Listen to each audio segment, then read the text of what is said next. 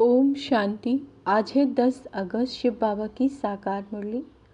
बाबा कहते हैं, मीठे बच्चे, जब तुम बाप की गोद में आते हो तो ये दुनिया ही खत्म हो जाती है। तुम्हारा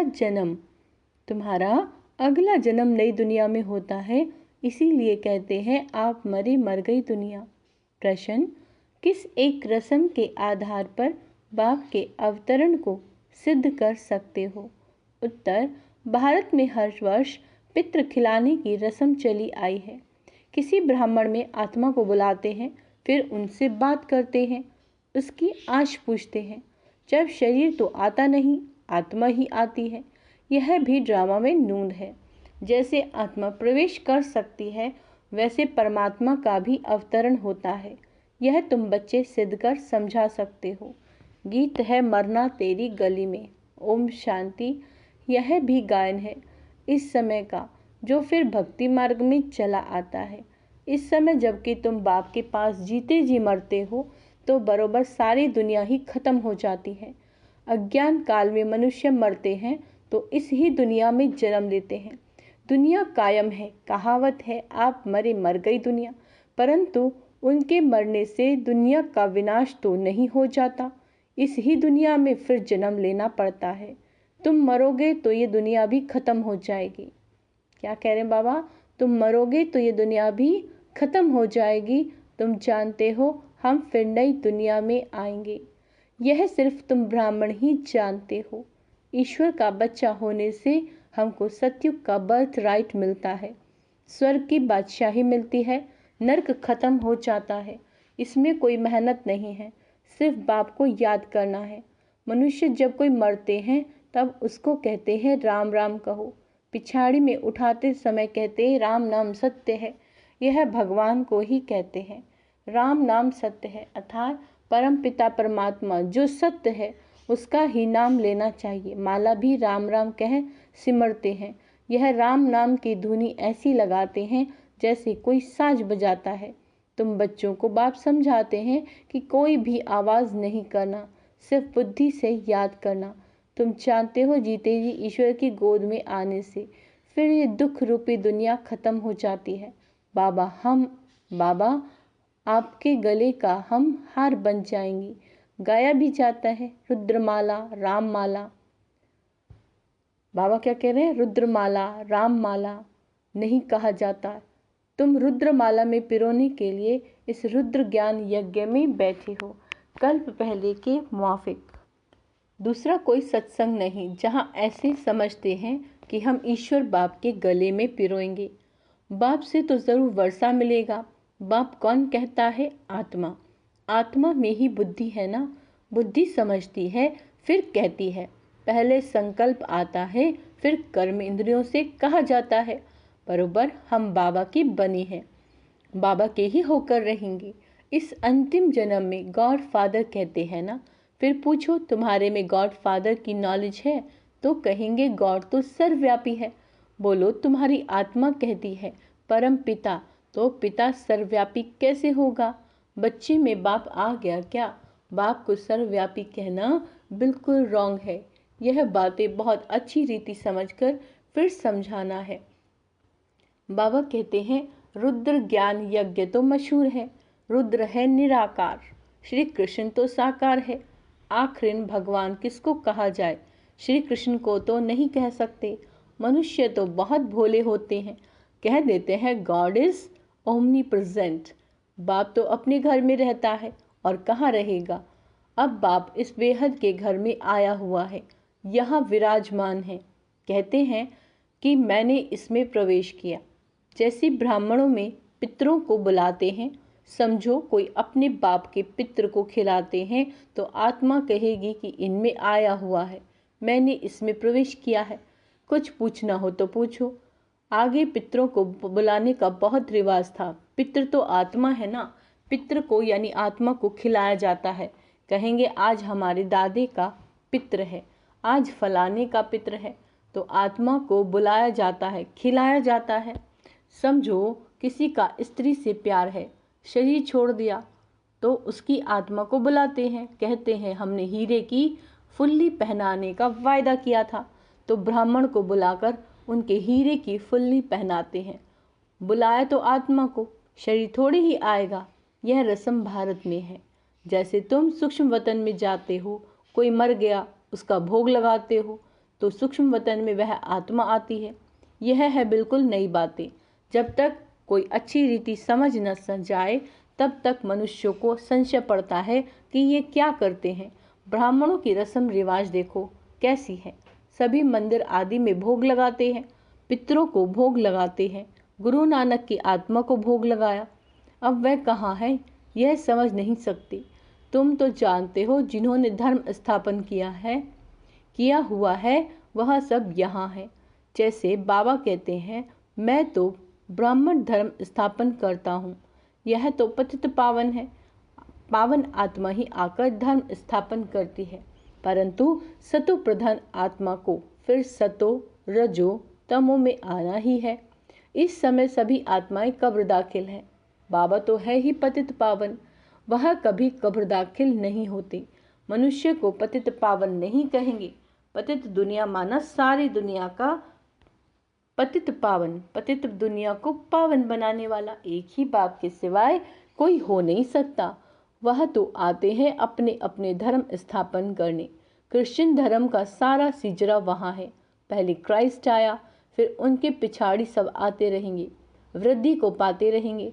वहाँ कोई पतित को पावन नहीं बनाते, नंबर वार उन्हों की संख्या आती है।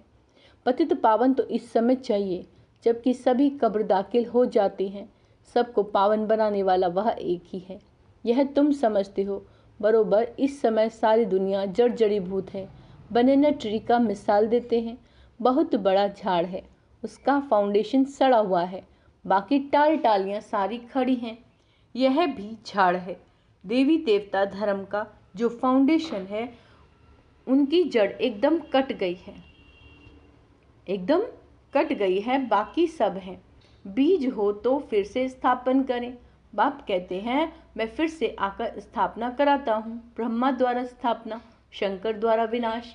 बरोबर अनेक धर्मों का विनाश हुआ था। महाभारत लड़ाई के समय जो राजयोग सीखे, उनके फिर राजधानी स्थापन हो गई। तुम जानते हो, अभी हम बाप के पास जाएंगे, फिर नई दुनिया में आएंगे, फिर झाड़ वृद्धि को पाता जाएगा।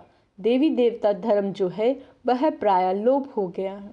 बाप कहते हैं, मैं फिर से आकर आदि सनातन देवी देवता धर्म की स्थापना करता हूँ। भारत जो ऊंचे ते उच्च था, उसको अब ग्रहण लगा है। काम चिता पर बैठने से इस समय तुम्हारी आत्मा काली हो गई। अब फिर तुम ज्ञान चिता पर बैठ गोरे बनते हो। तुम जो श्याम बन गए थे, श्याम को सुंदर गोरा बनाने वाला है परमपिता। उनकी श्रीमत मिलती है। परमपिता परमात्मा की आत्मा एवर प्योर गोरी है। आत्मा में ही खाद पड़ती है। बाबा कहते हैं, सोने का मिसाल।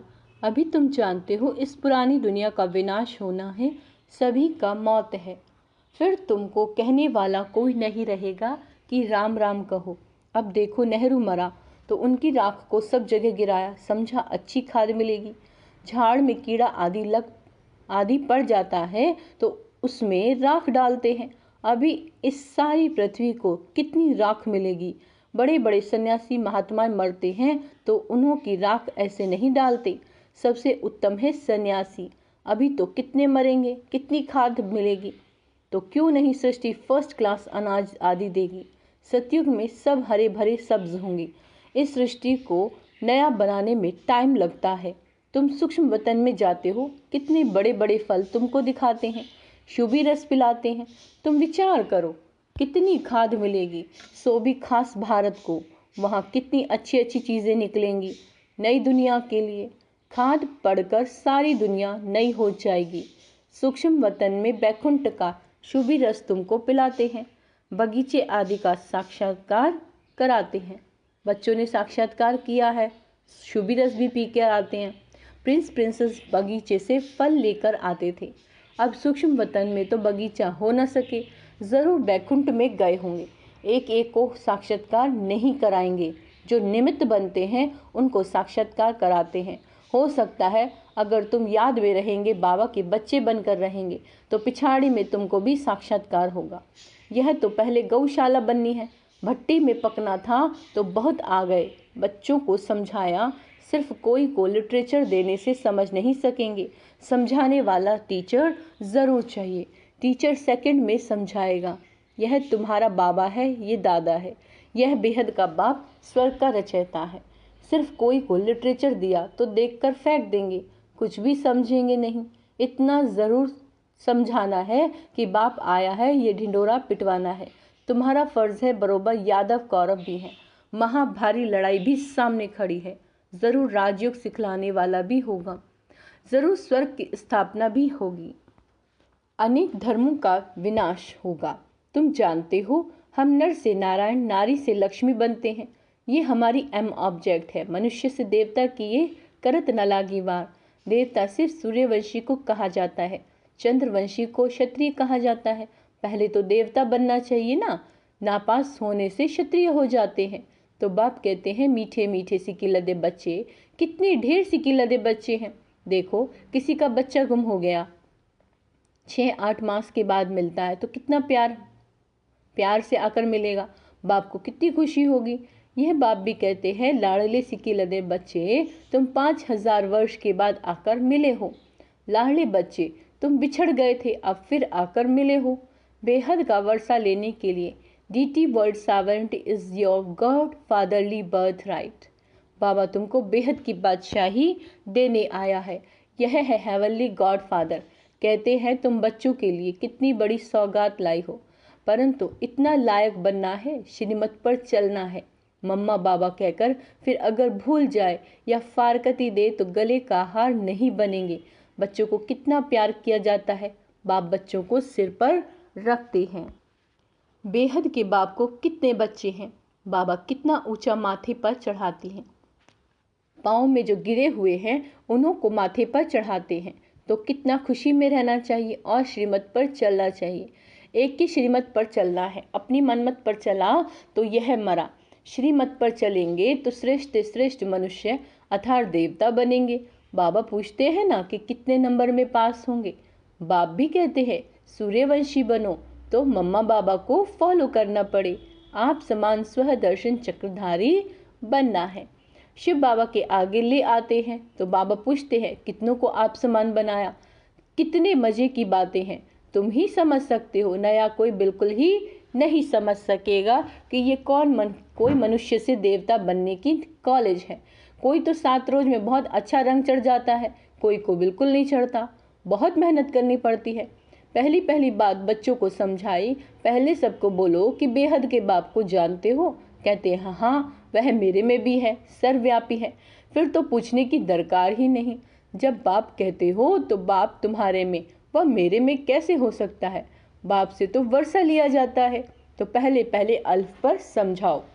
बाप कहते हैं मेरे सिकिलदे बच्चे, ऐसे कोई साधु सन्यासी कह नहीं सकते।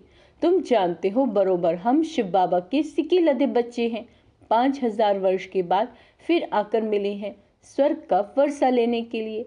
जानते हो हम ही स्वर्ग के मालिक थे, फिर हम ही बनते हैं। स्वर्ग में जाना है जरूर, फिर पुरुषार्थ अनुसार ऊंचा पद पाना है। अच्छा मीठे मीठे सिकिलदे बच्चों प्रति माता पिता बाप दादा का याद प्यार और गुड मॉर्निंग। रूहानी बाप की रूहानी बच्चों को नमस्ते। हम रूहानी बच्चों की रूहानी बाप दादा को याद प्यार, गुड मॉर्निंग, नमस्ते मीठे बाबा, शुक्रिया बाबा, शुक्रिया। धारणा के लिए मुख्य सार, माता पिता को फॉलो कर बाप समान बनने की सेवा करनी है, स्व दर्शन चक्रधारी बनना है और बनाना है। बाप के गले का हार बनने के लिए बुद्धि से बाप को याद करना है, बुद्धि से, है ना, आवाज नहीं करनी, याद की धुन में रहना है। वरदान, देह अभिमान के त्याग द्वारा, देह अभिमान के त्याग द्वारा सदा स्वमान में स्थित रहने वाले सम्मानधारी भव। जो बच्चे इस एक जन्म में देह अभिमान का त्याग कर स्वमान में रहते हैं, उन्हें इस त्याग के रिटर्न में भाग्य विधाता बाप द्वारा सारे कल्प के लिए सम्मानधारी बनने का भाग्य प्राप्त हो जाता है। आधा कल्प प्रजा द्वारा सम्मान प्राप्त होता है, आधा कल्प भक्तों द्वारा सम्मान प्राप्त होता है, और इस समय संगम पर तो स्वयं भगवान अपने स्वमानधारी बच्चों को सम्मान देते हैं। स्वमान और सम्मान दोनों का आपस में बहुत गहरा संबंध है, बहुत गहरा। स्लोगन, हर कदम में बाप की ब्राह्मण परिवार की दुआएं लेते रहो तो सदा आगे बढ़ते रहोगे। अच्छा, ओम शांति। आज का स्वमान है, मैं बाप समान फॉलो फादर हूँ, मैं स्व दर्शन चक्रधारी आत्मा हूँ। सारा दिन इन स्वमानों का अभ्यास करते रहें। ओम शांति।